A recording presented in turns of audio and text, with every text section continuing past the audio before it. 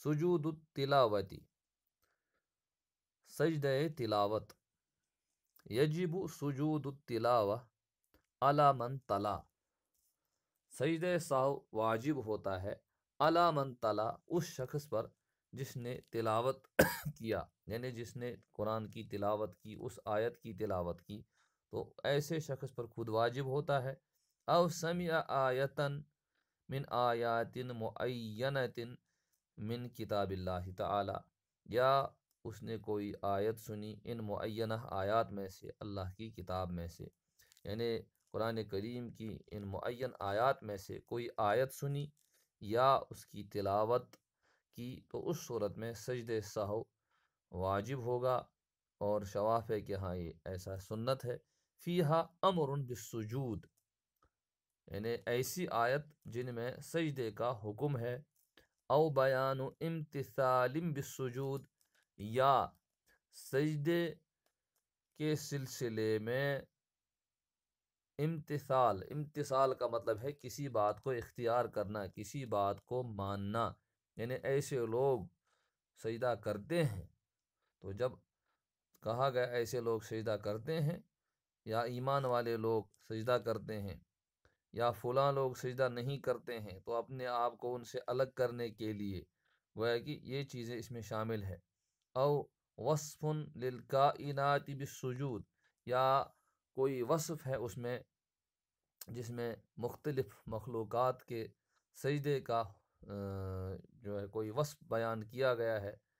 او تقریع للکفار علی عدم السجود، یا کفار کی سرزنش کی گئی ہے، ان کی ڈانٹ کی گئی ہے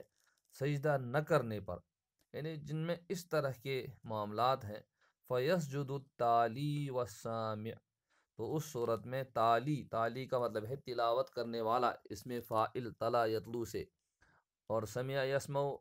سے سامع، تو اس صورت میں تلاوت کرنے والا اور سننے والا سجدہ کرے گا، تخشعا للہ تعالی، اللہ کے سامنے خشوع کا اظہار کرتے ہوئے، واستجابتا لامرہ، اور اس کے حکم پر لبیک کہتے ہوئے، او اندراجا مع المستجیبین لہ، یا استجاب کے معنی ہیں جواب دینا، اس کی بات پر جواب دینے والوں کے ساتھ اپنے آپ کا شمار کرانے کے لیے، الساجدین لجلالہ، جو اس کے جلال کی بنیاد پر، یعنی اللہ لجلالہ، یعنی اس کی عظمت کے سامنے سجدہ کرنے والے، تو ان کے ساتھ اپنے آپ کو شریک کرنے کے لیے اس صورت میں سجدہ کریں گے۔ اور اس کی دلیل کیا ہے؟ ما رواہ البخاری، جس کو امام بخاری رحمۃ اللہ علیہ نے نقل کیا ہے، عن ابن عمر رضی اللہ عنہما، ابن عمر رضی اللہ عنہما کے حوالے سے، قال کان النبی صلی اللہ علیہ وسلم یقرأ علینا السورۃ فیہا السجدۃ، کہ نبی صلی اللہ علیہ وسلم ہمیں کوئی صورت سناتے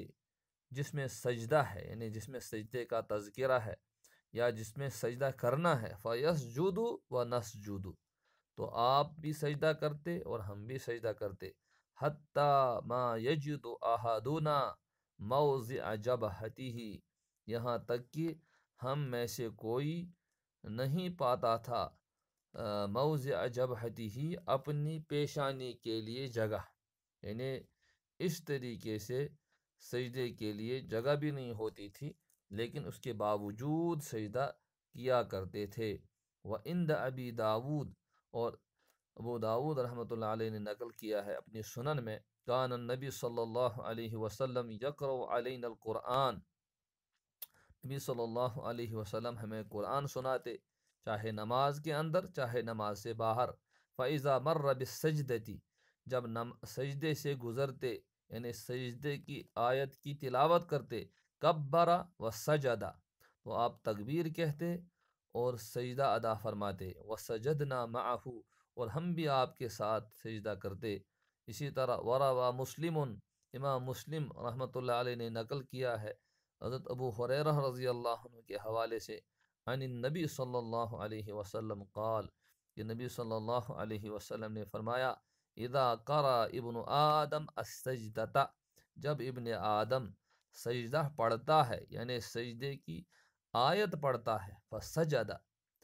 اور پھر سجدہ کرتا ہے، اعتزل الشیطان یبکی، تو شیطان ایک طرف ہو جاتا ہے روتے ہوئے، یعنی دور بیٹھ کر کے روتا رہتا ہے، یقول، اور کہتا ہے، یا ویلہ، ہائے افسوس، یعنی تمہیں شوٹس پریشانی، اپنے آپ کو جو ہے کوستا رہتا ہے، اور پھر کہتا ہے امیر ابن آدم بالسجود، کہ ابن آدم کو حکم دیا گیا سجدے کا، فسجد،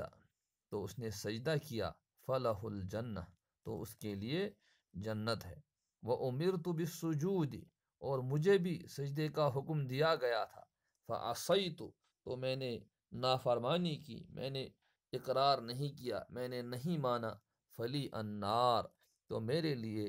تو شیطان کے لیے اس کا ٹھکانہ ہے جہنم۔ تو اس سے معلوم ہوا کہ سجدہ تلاوت کے سلسلے میں احادیث موجود ہے، اور رسول صلی اللہ علیہ وسلم سجدہ تلاوت جہاں ہوتا، جہاں آیت میں موجود ہوتا، تو وہاں پر سجدہ ادا فرماتے۔ اب اس کے سلسلے میں احکام ہیں، تو ان میں سے ہم کچھ احکام پڑھ لیتے ہیں۔ احکام سجود التلاوہ، سجدہ تلاوت کے احکام۔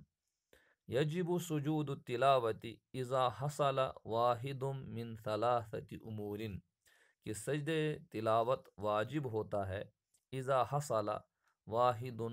من ثلاثة امور، جب تین باتوں میں سے، ثلاثة امور، امر کی جمع امور، تو ثلاثہ تین باتوں میں سے کوئی ایک بات پائی جائے۔ الاول اذا تلا آیت السجدتی، جب کوئی شخص سجدے کی آیت تلاوت کرے، سواء کان سمع ما تلاہ ام لم یسمعہ، چاہے اس نے خود اس کو سنا جو اس نے تلاوت کیا یا نہیں سنا، لیکن چونکہ خود اس نے تلاوت کی ہے تو اس صورت میں خود اس کے لیے سننا شرط نہیں ہے۔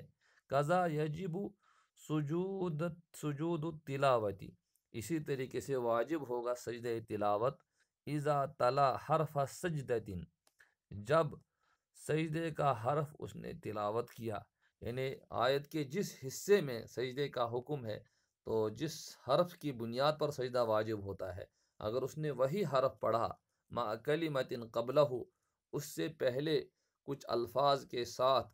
او بعدہ، یا اس کے بعد کچھ الفاظ کے ساتھ، من آیت السجدہ، سجدے کی آیت میں سے، تو سجدہ تلاوت بہرحال واجب ہوتا ہے تلاوت کرنے والے پر بھی اور سننے والے پر بھی، چاہے سننے والے کا ارادہ ہو سننے کا یا نہ ارادہ ہو۔ اسی طریقے سے سجدہ تلاوت کرنے والے کے لیے جب اس کے سامنے موجود ہوں ایسے لوگ جو باوضو نہیں ہیں، اور اسی طریقے سے ایسے لوگ جو سجدے کے اہل نہیں ہے، تو اس صورت میں وہ اپنی آواز کو مختصر کرے، اپنی آواز کو پست کرے، تاکہ ان سے حرج کو دور کرے، تاکہ انہیں پریشانی میں نہ ڈالے، اس لیے کہ بعض حضرات کے نزدیک جو ہی سجدے تلاوت کی جو آیت ہے اس کی تلاوت ہو گئی تو اسی وقت واجب ہو جاتا ہے، تو اس صورت میں ان کو حرج سے بچائے۔ بہرحال یہ ایک صورت ہے کہ جب کوئی شخص سجدے کی آیت تلاوت کرے، چاہے وہ خود سنے یا نہ سنے۔ اسی طریقے سے اگر صرف تلاوت کا جو سجدہ کا جو حرف ہے جس میں سجدے کا تذکرہ ہے، اس سے پہلے کوئی حرف یا اس کے بعد کوئی حرف کے ساتھ اس کو پڑھے، تو اس سے بھی سجدہ تلاوت واجب ہوگا۔ یجب سجود التلاوت اذا سمع آیت السجدتی، اسی طریقے سے سجدہ تلاوت واجب ہوگا اذا سمع آیت السجدتی، جب وہ سجدے کی آیت سنے، سواء کان قصد السماع، چاہے اس نے سننے کا ارادہ کیا ہو،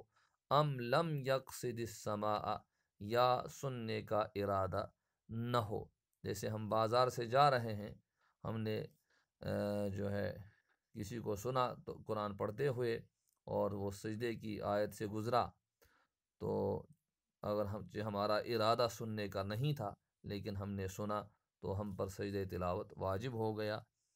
یجب سجود التلاوتی اذا اقتدى بالامام الذي تلا آیت السجدہ، اسی طریقے سے سجدہ تلاوت واجب ہوتا ہے جب